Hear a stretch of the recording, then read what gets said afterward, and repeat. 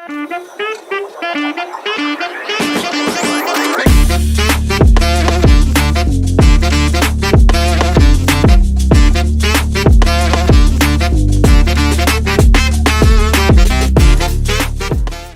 most people think of Palawan, their minds automatically go to El Nido and Coron.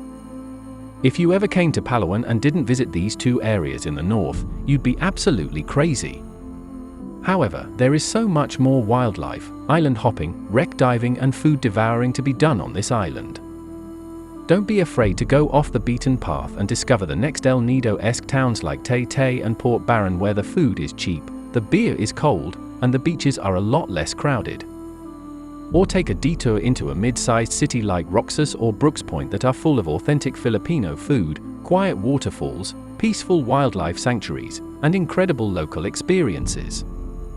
Today we share the top 10 best things to do in Palawan Island so you can plan a trip and experience all the exciting attractions and activities this beautiful city has to offer. Starting with number 10, Honda Bay. 45 minutes from the capital of Palawan, Honda Bay offers an island hopping tour that will make all of your vacation dreams come true.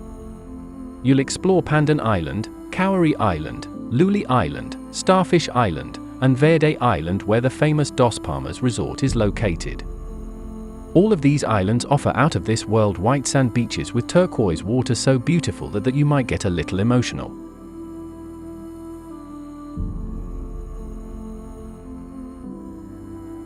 You can spend the whole day island hopping in Honda Bay, where you'll have the opportunity to snorkel, explore the inland of the islands, and splash around in the water. These tours typically provide lunch and snacks for your trip.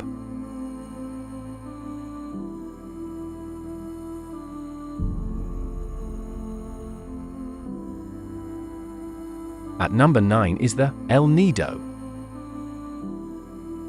If you think what you're seeing above ground is amazing, take a dive underwater in Bakit Bay. It's no surprise that dive sites around El Nido are rich in marine life and thrilling topography, including a 50-meter underwater cliff and a 12-meter underwater tunnel. Expect to see animals such as spotted manta rays and fully grown green sea turtles. Take a night dive and you'll see even more elusive creatures such as seahorses, shrimp, and cat sharks. You can take any and all of the diving courses here for pretty decent prices.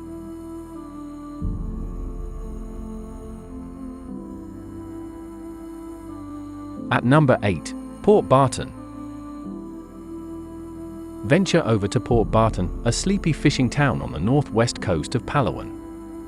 Think of Port Barton as a less trendy, less crowded version of El Nido, where you enjoy all of the same attractions for half the price. Go kayaking on the sea, explore rocky cliffsides, get a good tan while laying on a sandy beach. You get the picture. See how locals live as they fish, take their buffalo on a walk, or head to school. You can find plenty of budget accommodation here at the expense of electricity. That is, there isn't any. Most guest houses in Port Barton run on generators that turn off at night. No fans and no ATMs either.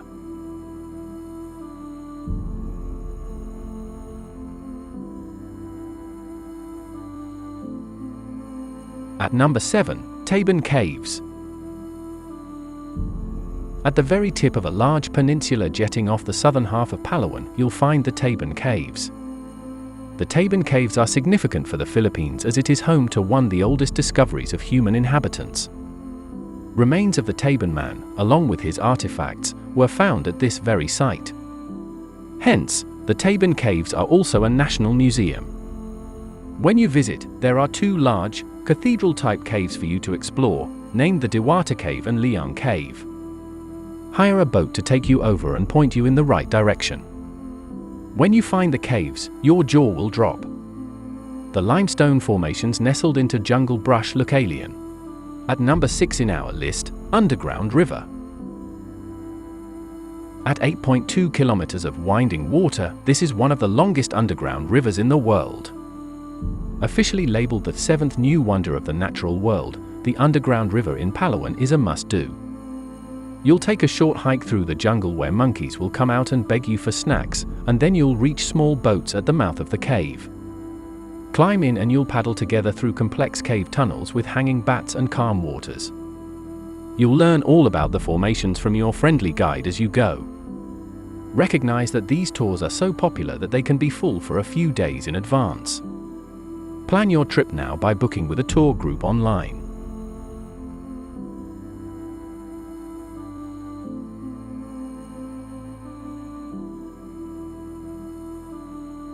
At number 5, Estraa Falls. Estraa Falls has one of the most swimmer-friendly plunging pools of any waterfall on the island. Flowing down Victoria Peak, these 20-foot rapid falls rush off a rocky ledge splitting into two waterfalls as they fill up a clean, blue basin below.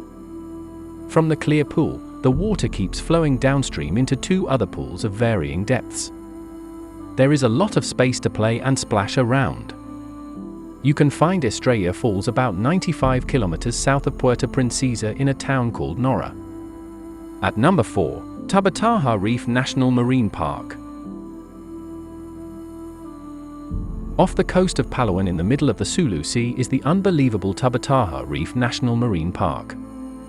From the sky, this park may look like a sandy island with its light blue and white coloration, but that's actually just the plethora of reef only discovered by a group of divers in the 1970s.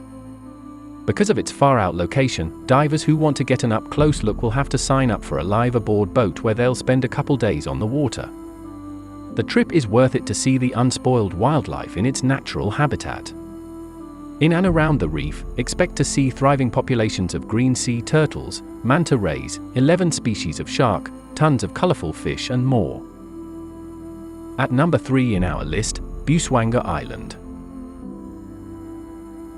Many travelers know Bwanga Island as the neighbor to the oh-so-famous Coron Island.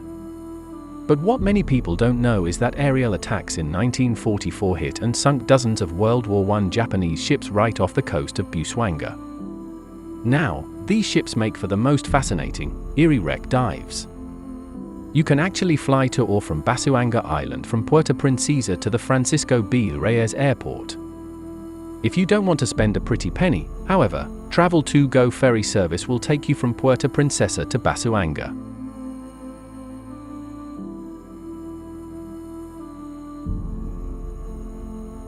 At number 2, Simizu Island. There are many island hopping tours in Elnido, just make sure your trip includes a stop by Simizu Island.